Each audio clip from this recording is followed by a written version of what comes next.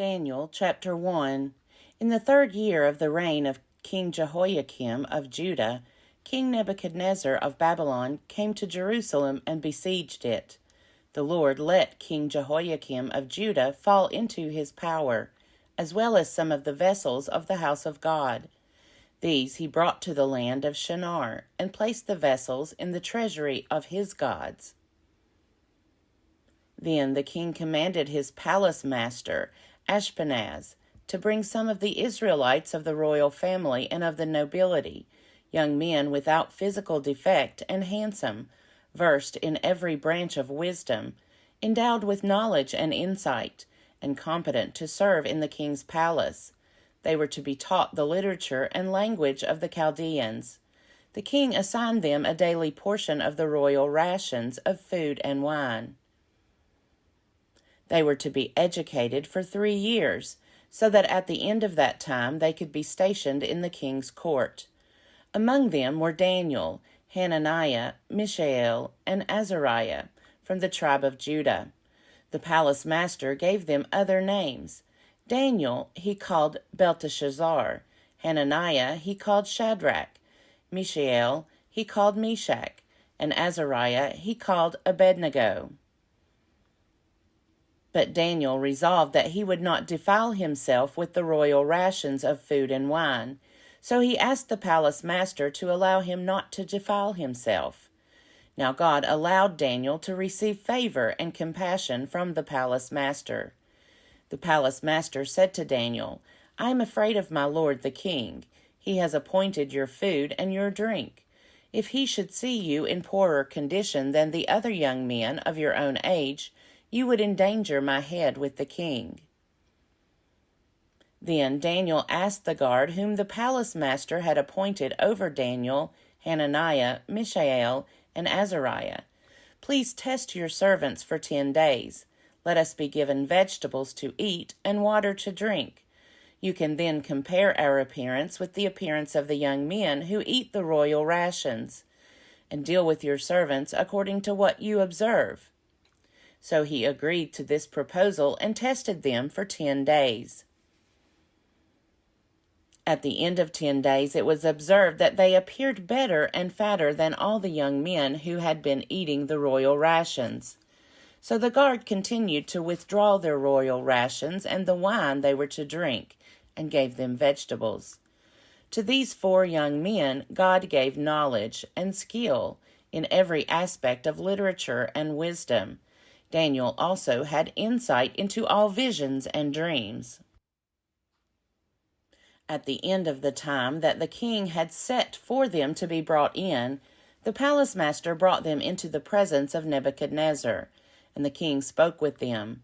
And among them all no one was found to compare with Daniel, Hananiah, Mishael, and Azariah. Therefore they were stationed in the king's court. In every matter of wisdom and understanding concerning which the king inquired of them, he found them 10 times better than all the magicians and enchanters in his whole kingdom. And Daniel continued there until the 1st year of King Cyrus. Daniel chapter 2.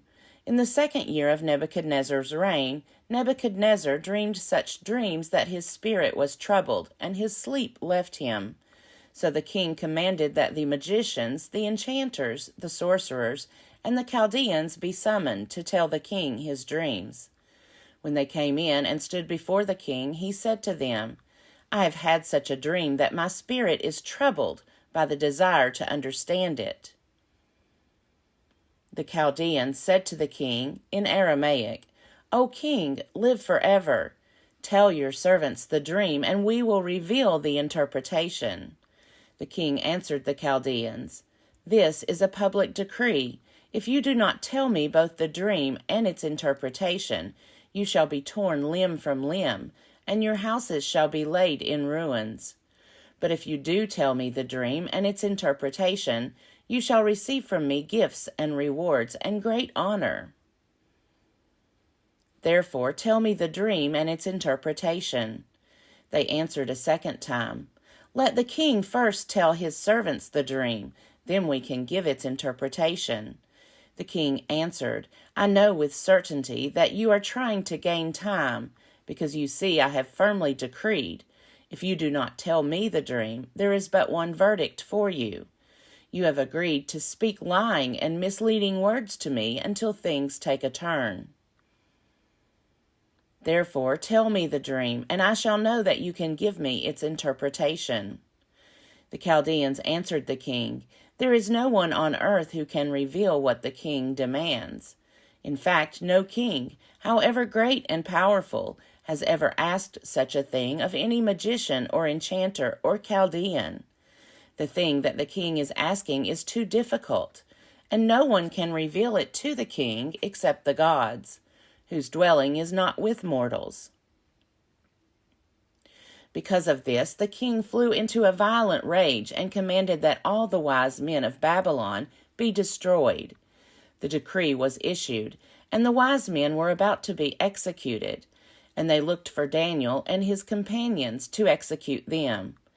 Then Daniel responded with prudence and discretion to Arioch, the king's chief executioner, who had gone out to execute the wise men of Babylon. He asked Arioch, the royal official, Why is the decree of the king so urgent? Arioch then explained the matter to Daniel. So Daniel went in and requested that the king give him time and he would tell the king the interpretation. Then Daniel went to his home and informed his companions, Hananiah, Mishael, and Azariah, and told them to seek mercy from the God of heaven concerning this mystery, so that Daniel and his companions, with the rest of the wise men of Babylon, might not perish. Then the mystery was revealed to Daniel in a vision of the night, and Daniel blessed the God of heaven. Daniel said, Blessed be the name of God from age to age, for wisdom and power are his. He changes times and seasons, deposes kings and sets up kings. He gives wisdom to the wise, and knowledge to those who have understanding. He reveals deep and hidden things. He knows what is in the darkness, and light dwells with him. To you, O God of my ancestors, I give thanks and praise, for you have given me wisdom and power, and have now revealed to me what we asked of you, for you have revealed to us what the king ordered. Therefore Daniel went to Arioch, whom the king had appointed to destroy the wise men of Babylon, and said to him, Do not destroy the wise men of Babylon. Bring me in before the king, and I will give the king the interpretation. Then Arioch quickly brought Daniel before the king and said to him, I have found among the exiles from Judah a man who can tell the king the interpretation. The king said to Daniel, whose name was Belteshazzar, Are you able to tell me the dream that I have seen and its interpretation? Daniel answered the king, No wise men, enchanters, magicians, or diviners can show to the king the mystery that the king is asking. But there is a God in heaven who reveals mysteries, and he has disclosed to King Nebuchadnezzar what will happen at the end of days. Your dream and the visions of your head as you lay in bed were these. To you, O king, as you lay in bed, came thoughts of what would be hereafter, and the revealer of mysteries disclosed to you what is to be. But as for me, this mystery has not been revealed to me because of any wisdom that I have more than any other living being, but in order that the interpretation may be known to the king, and that you may understand the thoughts of your mind. You were looking, O king, and lo, there was a great statue. This statue was huge, its brilliance extraordinary. It was standing before you, and its appearance was frightening. The head of that statue was of fine gold, its chest and arms of silver, its middle and thighs of bronze, its legs of iron, its feet partly of iron and partly of clay. As you looked on, a stone was cut out, not by human hands, and it struck the statue on its feet of iron and clay and broke them in pieces. Then the iron, the clay, the bronze, the silver, and the gold were all broken in pieces and became like the chaff of the summer threshing floors. And the wind carried them away, so that not a trace of them could be found. But the stone that struck the statue became a great mountain and filled the whole earth. This was the dream. Now we will tell the king its interpretation. You, O king, the King of kings, to whom the God of heaven has given the kingdom, the power, the might, and the glory, into whose hand he has given human beings, wherever they live, the wild animals of the field, and the birds of the air, and whom he has established as ruler over them all. You are the head of gold. After you shall arise another kingdom, inferior to yours, and yet a third kingdom of bronze, which shall rule over the whole earth. And there shall be a fourth kingdom, strong as iron, just as iron crushes and smashes everything. It shall crush and shatter all these. As you saw the feet and toes partly of potter's clay and partly of iron, it shall be a divided kingdom. But some of the strength of iron shall be in it, as you saw the iron mixed with the clay. As the toes of the feet were part iron and part clay, so the kingdom shall be partly strong and partly brittle. As you saw the iron mixed with clay, so will they mix with one another in marriage. But they will not hold together, just as iron does not mix with clay. And in the days of those kings, the God of heaven will set up a kingdom that shall never be destroyed, nor shall this kingdom be left to another people. It shall crush all these kingdoms and bring them to an end, and it shall stand forever, just as you saw that a stone was cut from the mountain, not by hands, and that it crushed the iron, the bronze, the clay, the silver, and the gold. The great God has informed the king what shall be hereafter. The dream is certain, and its interpretation trustworthy. Then King Nebuchadnezzar fell on his face, worshipped Daniel, and commanded that a grain offering and incense be offered to him. The king said to Daniel, Truly your God is God of gods, and Lord of kings, and a revealer of mysteries, for you have been able to reveal this mystery. Then the king promoted Daniel, gave him many great gifts, and made him ruler over the whole province of Babylon, and chief prefect over all the wise men of Babylon. Daniel made a request of the king, and he appointed Shadrach, Meshach, and Abednego over the affairs of the province of Babylon. But Daniel remained at the king's court. Daniel chapter 3. King Nebuchadnezzar made a golden statue, whose height was 60 cubits, and whose width was 6 cubits. He set it up on the plain of Dura in the province of Babylon.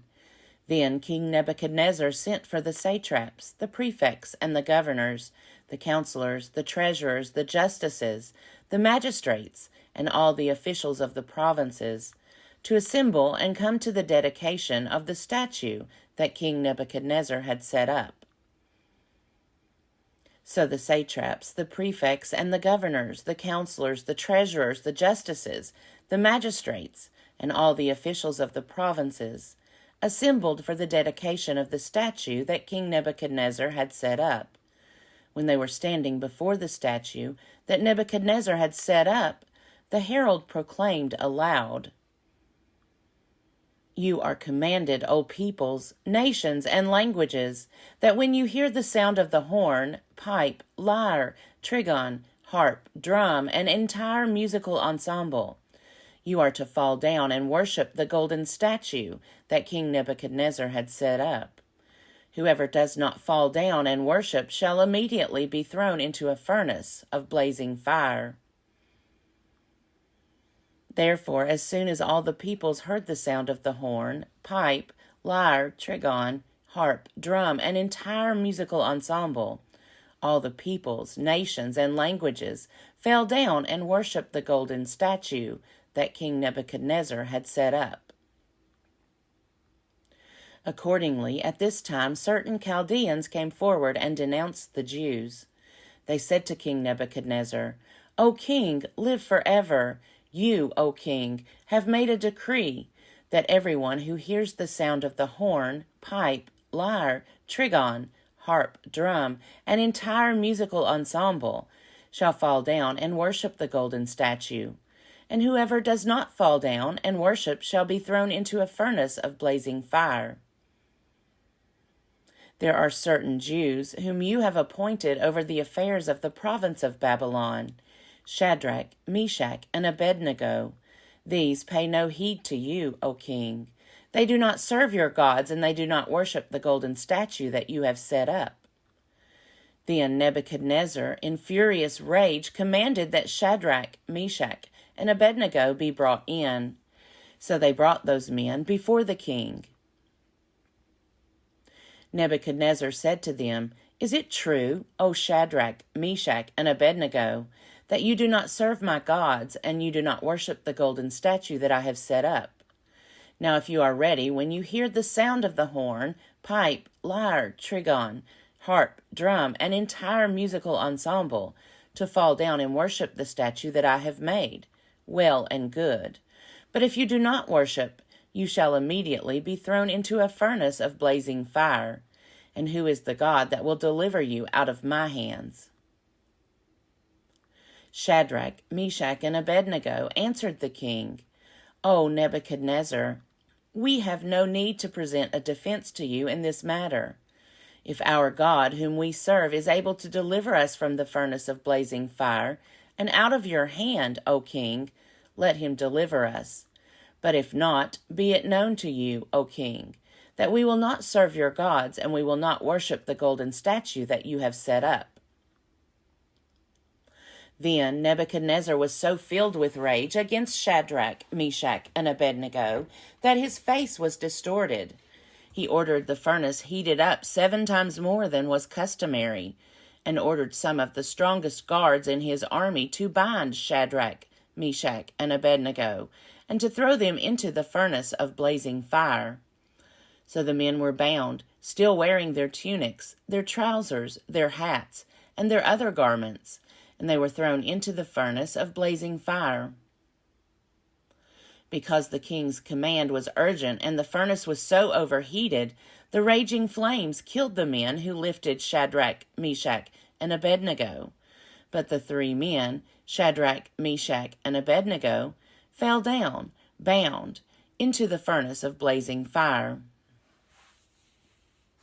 Then King Nebuchadnezzar was astonished and rose up quickly.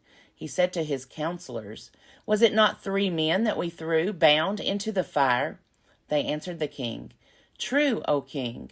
He replied, But I see 4 men unbound, walking in the middle of the fire, and they are not hurt, and the 4th has the appearance of a god.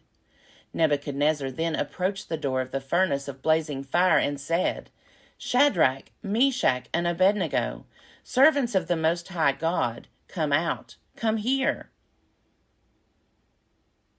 So Shadrach, Meshach, and Abednego came out from the fire, and the satraps, the prefects, the governors, and the king's counselors gathered together and saw that the fire had not had any power over the bodies of those men. The hair of their heads was not singed, their tunics were not harmed, and not even the smell of fire came from them.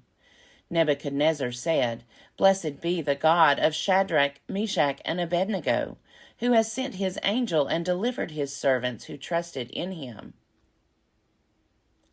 They disobeyed the king's command and yielded up their bodies, rather than serve and worship any god except their own God. Therefore I make a decree. Any people, nation, or language that utters blasphemy against the God of Shadrach, Meshach, and Abednego shall be torn limb from limb, and their houses laid in ruins, for there is no other God who is able to deliver in this way. Then the king promoted Shadrach, Meshach, and Abednego in the province of Babylon. Daniel chapter 4. King Nebuchadnezzar to all peoples, nations, and languages that live throughout the earth, may you have abundant prosperity. The signs and wonders that the Most High God has worked for me I am pleased to recount. How great are his signs, how mighty his wonders! His kingdom is an everlasting kingdom, and his sovereignty is from generation to generation. I, Nebuchadnezzar, was living at ease in my home and prospering in my palace. I saw a dream that frightened me. My fantasies in bed and the visions of my head terrified me. So I made a decree that all the wise men of Babylon should be brought before me, in order that they might tell me the interpretation of the dream. Then the magicians, the enchanters, the Chaldeans, and the diviners came in, and I told them the dream, but they could not tell me its interpretation. At last Daniel came in before me, he who was named Belteshazzar, after the name of my God, and who is endowed with a spirit of the holy gods. And I told him the dream. O Belteshazzar, chief of the magicians, I know that you are endowed with a spirit of the holy gods, and that no mystery is too difficult for you. Hear the dream that I saw. Tell me its interpretation. Upon my bed, this is what I saw. There was a tree at the center of the earth, and its height was great. The tree grew great and strong. Its top reached to heaven, and it was visible to the ends of the whole earth. Its foliage was beautiful, its fruit abundant, and it provided food for all. The animals of the field found shade under it. The birds of the air nested in its branches, and from it all living beings were fed. I continued looking in the visions of my head as I lay in bed, and there was a holy watcher coming down from heaven. He cried aloud and said, "Cut down the tree and chop off its branches. Strip off its foliage and scatter its fruit. Let the animals flee from beneath it and the birds from its branches. But leave its stump and roots in the ground, with a band of iron and bronze, in the tender grass of the field. Let him be bathed with the dew of heaven, and let his lot be with animals of the field, in the grass of the earth. Let his mind be changed from that of a human, and let the mind of an animal be given to him, and let 7 times pass over him." The sentence is rendered by decree of the watchers. The decision is given by order of the holy ones, in order that all who live may know that the Most High is sovereign over the kingdom of mortals. He gives it to whom he will, and sets over it the lowliest of human beings. This is the dream that I, King Nebuchadnezzar, saw. Now you, Belteshazzar, declare the interpretation, since all the wise men of my kingdom are unable to tell me the interpretation. You are able, however, for you are endowed with a spirit of the holy gods. Then Daniel, who was called Belteshazzar, was severely distressed for a while. His thoughts terrified him. The king said, "Belteshazzar, do not let the dream or the interpretation terrify you." Belteshazzar answered, "My lord, may the dream be for those who hate you, and its interpretation for your enemies. The tree that you saw, which grew great and strong, so that its top reached to heaven and was visible to the end of the whole earth, whose foliage was beautiful and its fruit abundant, and which provided food for all, under which animals of the field lived, and in whose branches the birds of the air had nests. It is you, O king. You have grown great and strong. Your greatness has increased and reaches to heaven, and your sovereignty to the ends of the earth. And whereas the king saw a holy watcher coming down from heaven and saying, 'Cut down the tree and destroy it, but leave its stump and roots in the ground, with a band of iron and bronze, in the grass of the field, and let him be bathed with the dew of heaven, and let his lot be with the animals of the field, until 7 times pass over him.' This is the interpretation, O king, and it is a decree of the Most High that has come upon my lord the king. You shall be driven away from human society, and your dwelling shall be with the wild animals. You shall be made to eat grass like oxen. You shall be bathed with the dew of heaven, and 7 times shall pass over you, until you have learned that the Most High has sovereignty over the kingdom of mortals, and gives it to whom he will. As it was commanded to leave the stump and roots of the tree, your kingdom shall be reestablished for you from the time that you learn that heaven is sovereign." Therefore, O king, may my counsel be acceptable to you. Atone for your sins with righteousness, and your iniquities with mercy to the oppressed, so that your prosperity may be prolonged. All this came upon King Nebuchadnezzar. At the end of 12 months he was walking on the roof of the royal palace of Babylon, and the king said, "Is this not magnificent Babylon, which I have built as a royal capital by my mighty power and for my glorious majesty?" While the words were still in the king's mouth, a voice came from heaven. "O King Nebuchadnezzar, to you it is declared, the kingdom has departed from you. You shall be driven away from human society, and your dwelling shall be with the animals of the field. You shall be made to eat grass like oxen, and 7 times shall pass over you, until you have learned that the Most High has sovereignty over the kingdom of mortals, and gives it to whom he will." Immediately the sentence was fulfilled against Nebuchadnezzar. He was driven away from human society, ate grass like oxen, and his body was bathed with the dew of heaven, until his hair grew as long as eagle's feathers, and his nails became like birds' claws. When that period was over, I, Nebuchadnezzar, lifted my eyes to heaven, and my reason returned to me. I blessed the Most High, and praised and honored the one who lives forever, for his sovereignty is an everlasting sovereignty, and his kingdom endures from generation to generation. All the inhabitants of the earth are accounted as nothing, and he does what he wills with the host of heaven and the inhabitants of the earth. There is no one who can stay his hand or say to him, "What are you doing?" At that time my reason returned to me, and my majesty and splendor were restored to me for the glory of my kingdom. My counselors and my lords sought me out. I was reestablished over my kingdom, and still more greatness was added to me. Now I, Nebuchadnezzar, praise and extol and honor the King of heaven. For all his works are truth, and his ways are justice, and he is able to bring low those who walk in pride. Daniel chapter 5. King Belshazzar made a great festival for 1,000 of his lords, and he was drinking wine in the presence of the 1,000. Under the influence of the wine, Belshazzar commanded that they bring in the vessels of gold and silver that his father Nebuchadnezzar had taken out of the temple in Jerusalem, so that the king and his lords, his wives, and his concubines might drink from them. So they brought in the vessels of gold and silver that had been taken out of the temple, the house of God in Jerusalem, and the king and his lords, his wives, and his concubines drank from them. They drank the wine and praised the gods of gold and silver, bronze, iron, wood, and stone.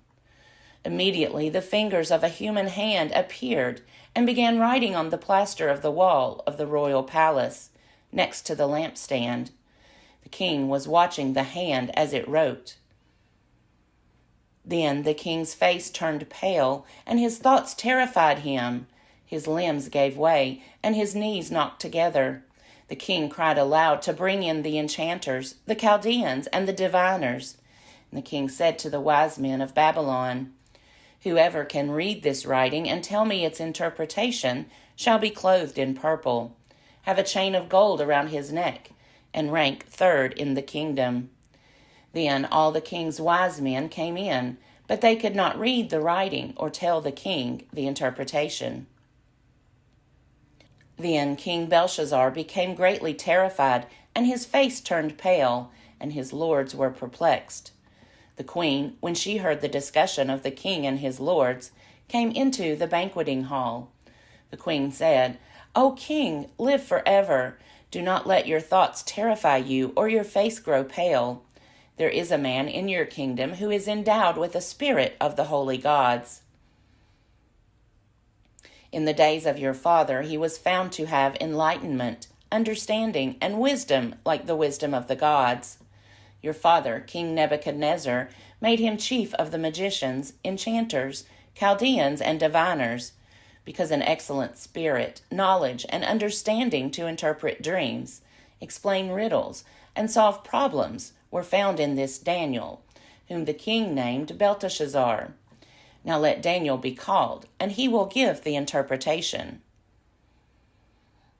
Then Daniel was brought in before the king. The king said to Daniel, "So you are Daniel, one of the exiles of Judah, whom my father the king brought from Judah. I have heard of you that a spirit of the gods is in you, and that enlightenment, understanding, and excellent wisdom are found in you. Now the wise men, the enchanters, have been brought in before me to read this writing and tell me its interpretation. But they were not able to give the interpretation of the matter. But I have heard that you can give interpretations and solve problems. Now if you are able to read the writing and tell me its interpretation, you shall be clothed in purple, have a chain of gold around your neck, and rank third in the kingdom." Then Daniel answered in the presence of the king, "Let your gifts be for yourself, or give your rewards to someone else. Nevertheless, I will read the writing to the king, and let him know the interpretation. O king, the Most High God gave your father Nebuchadnezzar kingship, greatness, glory, and majesty. And because of the greatness that he gave him, all peoples, nations, and languages trembled and feared before him. He killed those he wanted to kill, kept alive those he wanted to keep alive, honored those he wanted to honor, and degraded those he wanted to degrade.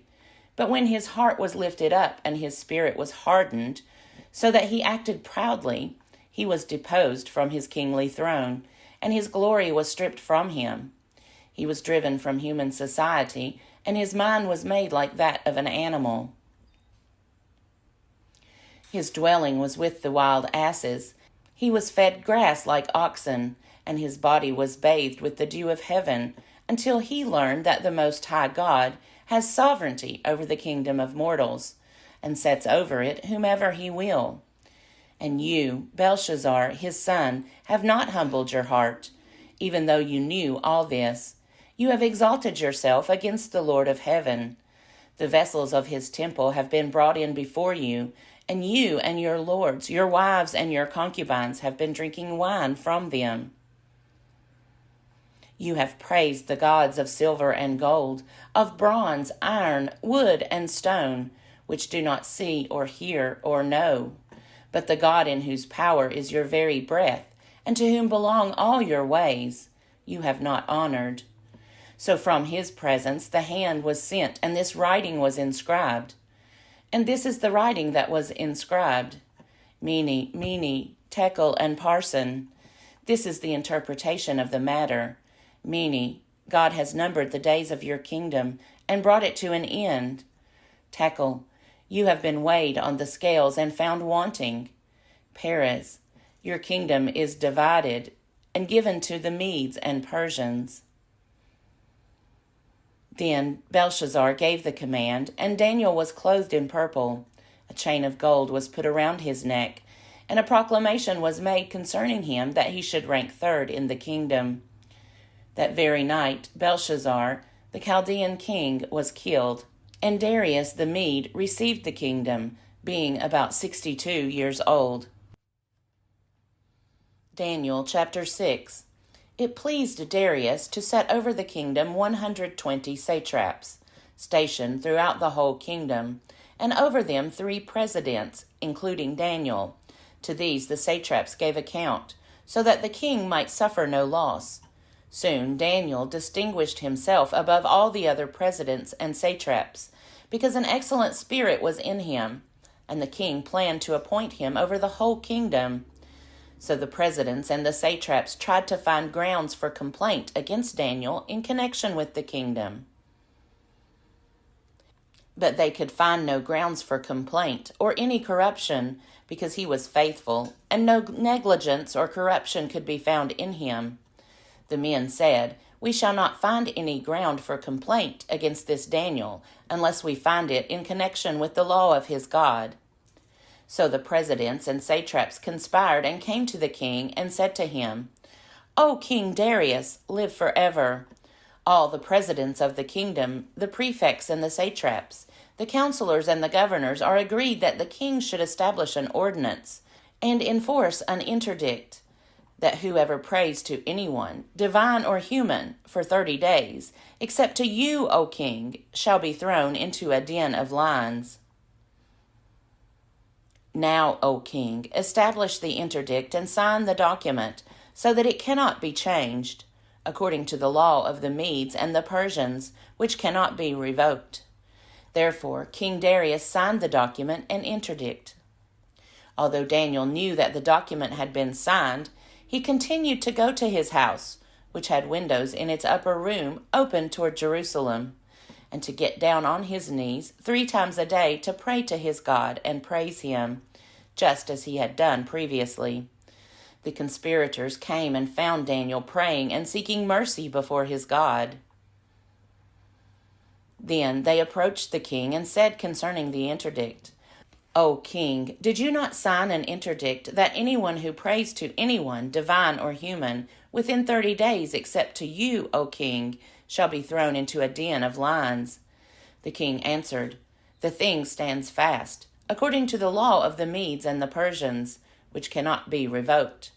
Then they responded to the king, Daniel, one of the exiles from Judah, pays no attention to you, O king, or to the interdict you have signed, but he is saying his prayers 3 times a day. When the king heard the charge, he was very much distressed. He was determined to save Daniel, and until the sun went down, he made every effort to rescue him. Then the conspirators came to the king and said to him, Know, O king, that it is a law of the Medes and Persians that no interdict or ordinance that the king establishes can be changed. Then the king gave the command, and Daniel was brought and thrown into the den of lions. The king said to Daniel, May your God, whom you faithfully serve, deliver you. A stone was brought and laid on the mouth of the den, and the king sealed it with his own signet, and with the signet of his lords, so that nothing might be changed concerning Daniel. Then the king went to his palace and spent the night fasting. No food was brought to him, and sleep fled from him. Then, at break of day, the king got up and hurried to the den of lions. When he came near the den where Daniel was, he cried out anxiously to Daniel, O Daniel, servant of the living God, has your God, whom you faithfully serve, been able to deliver you from the lions? Daniel then said to the king, O king, live forever. My God sent his angel and shut the lions' mouths so that they would not hurt me, because I was found blameless before him, and also before you, O king. I have done no wrong. Then the king was exceedingly glad and commanded that Daniel be taken up out of the den. So Daniel was taken up out of the den, and no kind of harm was found on him, because he had trusted in his God. The king gave a command, and those who had accused Daniel were brought and thrown into the den of lions, they, their children, and their wives. Before they reached the bottom of the den, the lions overpowered them and broke all their bones in pieces. Then King Darius wrote to all peoples and nations of every language throughout the whole world, May you have abundant prosperity. I make a decree that in all my royal dominion people should tremble and fear before the God of Daniel. For he is the living God, enduring forever. His kingdom shall never be destroyed, and his dominion has no end. He delivers and rescues. He works signs and wonders in heaven and on earth, for he has saved Daniel from the power of the lions. So this Daniel prospered during the reign of Darius and the reign of Cyrus the Persian.